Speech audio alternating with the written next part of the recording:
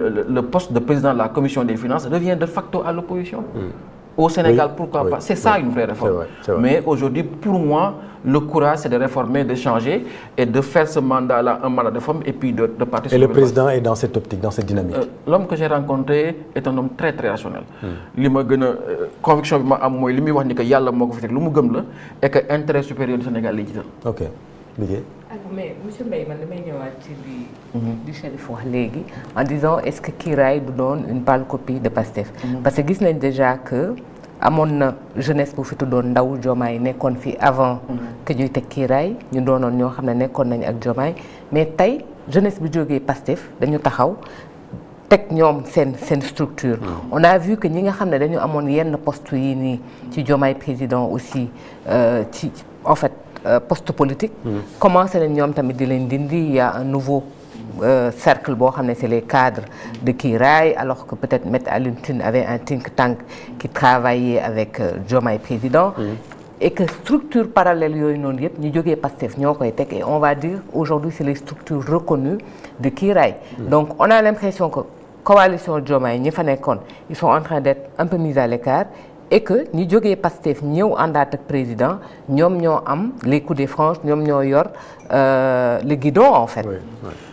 Man bokkuma woon Pastef bokkuma woon Diomaye président et je m'interdis de prendre part à ce conflit-là. Maintenant, chacun ses responsabilités. On est quasiment à mi-mandat. Et je pense que le président le sait plus que n'importe qui. Si aujourd'hui, eux, ils sont arrivés à faire un certain choix, ils savent qu'au bout, les Sénégalais les attendent. Il reste 3 ans. 3 ans, c'est très court, mais c'est aussi très long. C'est très court pour ceux qui veulent avancer, ceux qui veulent faire des résultats. C'est très long pour ceux qui pensent que le pouvoir, on le garde juste avec des postes ou en changer de standing de vie. Au bout, les Sénégalais seront très sérieux. Il faut un modèle pour les Sénégalais choisir. Et c'est le début de mon propos quand je parle de la Guinée. Chaque système aura son jour de vérité. Chaque système aura son jour de vérité. Et au bout, les Sénégalais nous rendront sur quoi? Sur les résultats, sur leur train de vie, et ainsi de suite. Certains ont alimenté un débat sur le mandat.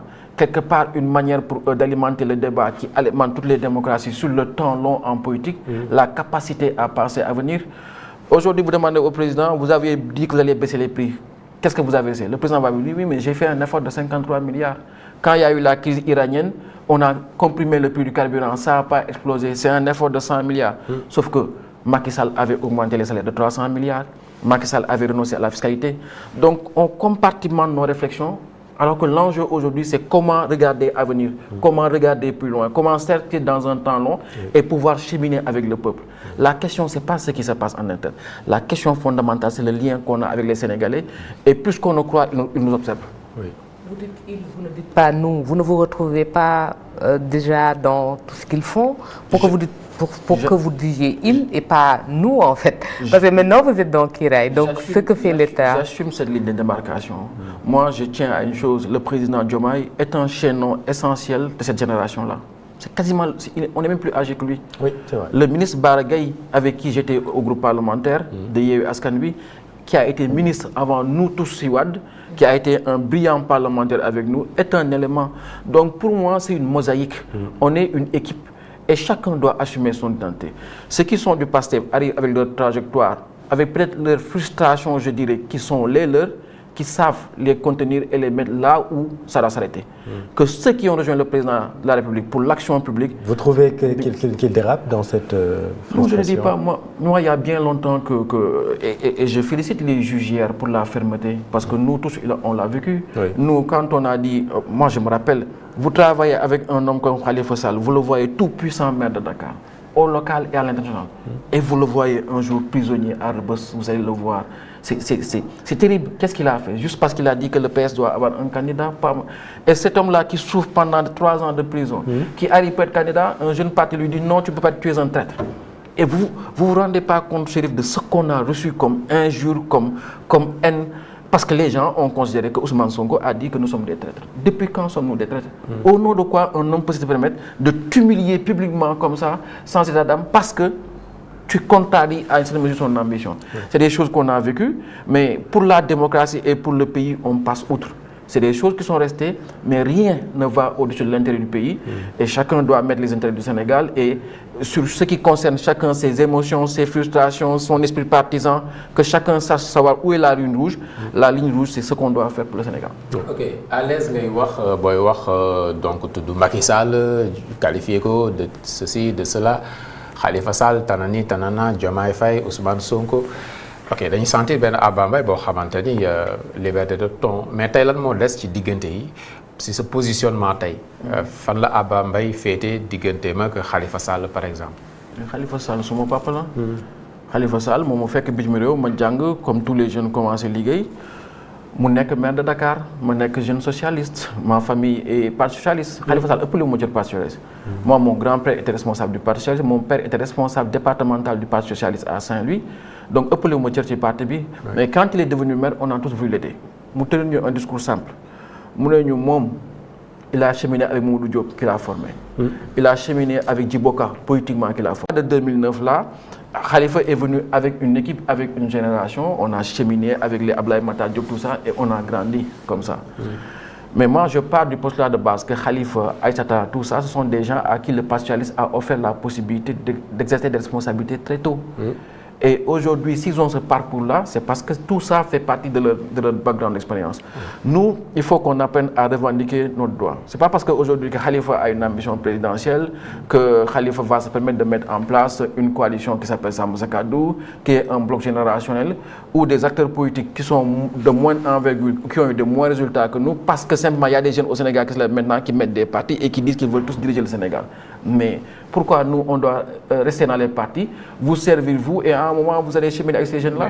La question, vous devez dire quand même, question légitime. Le tax tay Khalifa Sall bëgg nekk président 2029, taxawal partem, def congrès, nga bàyyi ko fa nga dem ci Diomaye Faye ak Kiray. Non, xam nga Khalifa Sall avant muy teg parti bi man bi may génn j'étais le seul à sortir pour dire que cycle Taxawu Sénégal jeex na. Taxawu Sénégal ce n'était pas un parti, c'est une plateforme. moom la ñu mettre en place en 2014 lors des élections là.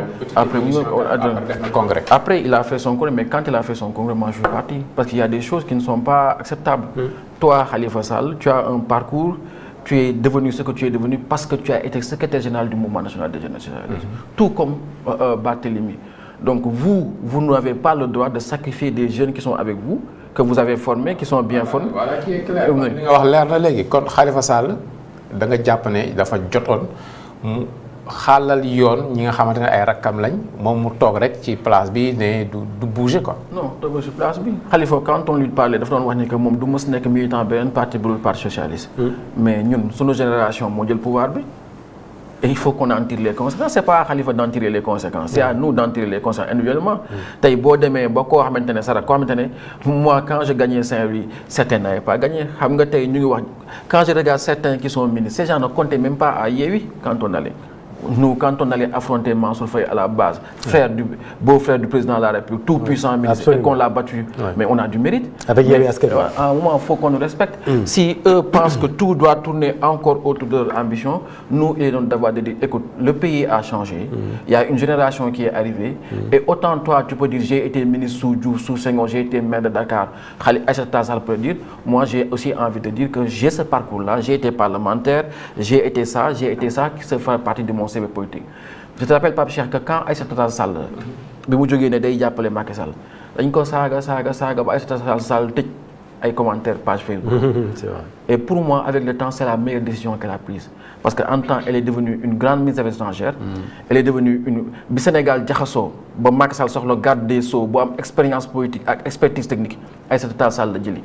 bu njëkk ba Aïssata Sall bu taxawoon ne candidat à la élection présidentielle boobu socialiste la doon waxal ne dama bëgg nekk candidat parti socialiste tey Aïssata Sall bu taxawee ne candidat à la élection présidentielle jàpp naa ne jigéen yëpp daan jug wala Sénégal yëpp daan jug parce que aujourd'hui am na personnalité bu nga xamante ne dafa nekk un politique senior. Sénégal les gens brûlent les étapes. dafa am ay profil senior. Et Aïssata Tall def naa tey foofu la toll Sénégal et il faut que jeunes yi am humilité ne man damay évoluer parce que demain j'ai envie de ce profil là à la disposition du Sénégal. Mais monsieur Mbaye boo waxee ne biir taxaw dafa am ay jeunes yoo xam ne ils ont fait moins de résultats que vous.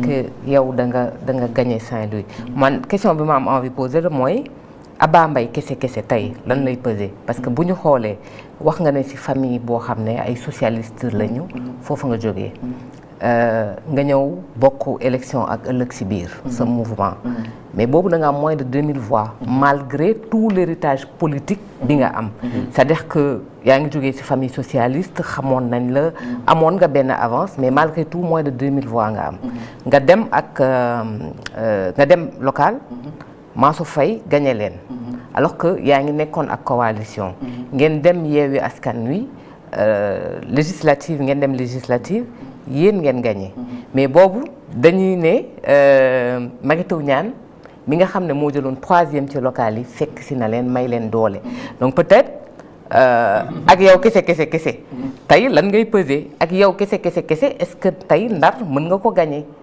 2014 bi may nekk candidat Parti socialiste dafa amoon candidat am. j'étais pas le candidat du Parti socialiste. Parti socialiste dafa nekkoon ak Benno Bokk Yaakaar boobu maa ngi doog a ñibbisi j'aurais pu faire le choix toog Dakar. Parce que man comme tous les Sénégalais les gens de Ouakam n'ont toujours pas compris pourquoi ma dem militer Saint-Louis. Parce que man suma papa militaire la woon ñu affecté ko camp gaz de Ouakam jàngee Esla Maris ainsi de suite. Donc c'était une candidature individuelle. boobu ñëw naa Ndar gis naa situation politique bi Parti socialiste bëgguñu ma bàyyil place man ni damay imposer wu dem def sama candidature. Et à l'époque du ma ko bëgg a fàttali mais amoon na ay ministres yu nekkoon candidat yoo xam ne j'ai fait plus de suffrages que. Et c'est cette candidature-là qui m'a permis d'être connu. loolu moo indi bi ñu ñëwee 2021 ak Yewwi Askan Wi aux élections locales. pour ñu tànn candidat Yewwi Askan Wi c'était pas évident. Il y avait des maires sortants qui étaient à Saint-Louis qui ont été ministres, notamment l'actuel directeur de l'AIBD. Les gens m'ont choisi comme candidat. Beaucoup l'ont contesté en disant non, Abba doit exister parce qu'il y a Mary Teuw Niane, parce qu'il y a Ahmed Fall Braya, parce qu'il y a le PDS. Mais au bout, il y a Cheikh Bamba Dièye. bi ñu demee élection yi le ministre Mary Teuw Niane ma koy nuyu dañu ñëwoon Saint-Louis c'était un affrontement entre Mansour Faye et Mary Teuw, les deux anciens ministres qui vont régler leur compte et tout ñun Yewwi existé. Mais entre moi et Mary Teuw Niane il y a eu 11 000 voix d'écart. Quand on est allé aux élections législatives, mais nous on a mis 12 000 voix de plus à Mansour Faye pour le devancer, rien que dans la commune de Saint-Louis, pas dans le département. Mais sur les 12 000 voix de plus, Mary Teuw Niane avait eu 6 000 voix. Donc vous enlevez les 6 000 sur les 12 000, d'où viennent les 6 000 restants? C'est pas lui qui nous a fait gagner. C'est parce que à un moment, quand j'ai été désigné candidat, certains m'ont contesté, certains ont dit que c'est pas le candidat de Sonko, c'est Khalifa qui a imposé sa candidature, certains nous ont combattus. Je prends l'exemple, et l'actuel directeur de l'AIBD, le maire Cheikh Bamba Dièye, qui était dans Yewwi et qui a soutenu le ministre Mary Teuw Niane. Mais au bout, la campagne a montré que, au-delà des chiffres, le leadership n'a rien à voir avec le résultat électoral. Oui. C'est de compter là où tu es, c'est d'être connu, c'est d'être respecté.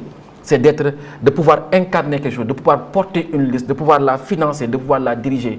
Et quand on est allé aux législatives, la ferveur était telle que j'avais l'impression d'être seul à battre campagne à Saint-Louis parce que la victoire était devenue évidente. Et je disais aux gens... Bon, après, il y avait la vague Yewwi Askan Wi aussi. Oui, là, aux élections locales, on a une grosse vague d'ailleurs, portée par un certain Ousmane Sonko. Comme Sonko ñëwoon da ngay gagner. D'union, c'est pas sa présence qui m'aurait fait gagner. C'est le discours derrière que certains ont tenu en disant que Abba du candidat Yewwi. Oui. Abba Khalifa Sall moo ko forcé, mais Sonko diw la bëggoon. Et quand il n'est pas venu, ça a conforté certains peut-être à voter pour d'autres candidats. Et quand on a fait le résultat qu'on a fait, moo tax élection législative, le résultat était tout autre. Mais donc Abba Pastef moo tax ngeen gagné. Non, Pastef taxul nga gagné. Ok, Pastef tey on fait la répartition des voix. On a eu 45 000 voix dans le département de Saint-Louis. 45 000 voix dans le département. Quand tu regardes entre les locales, rien que dans la commune de Saint-Louis, on a eu 12 000 voix supplémentaires. Oui. Ok, prenons les 6 000, rendons à Mary Teuw. Prenez les 6 000 restants, donnons ça au Pastef. Mais les 21 000 suffrages qu'on a obtenus aux élections locales, ils appartiennent à qui? Il y avait le PUR, qui est une force non négligeable à Saint-Louis. Tout à fait. Il y avait d'autres forces politiques et il y a un poids électoral. Si je quitte 2000 voix en 2014, 10 ans après, on a eu tout quand même. Au moins 5 000 ou 10 000 voix. Et même si 5 000 voix là, ça suffit à gagner des communes. Il y a des gens qui sont élus avec 2 000 voix. Il y a des gens qui sont élus avec 4 000 voix à Dakar. Donc je ne pense pas manquer de légitimité.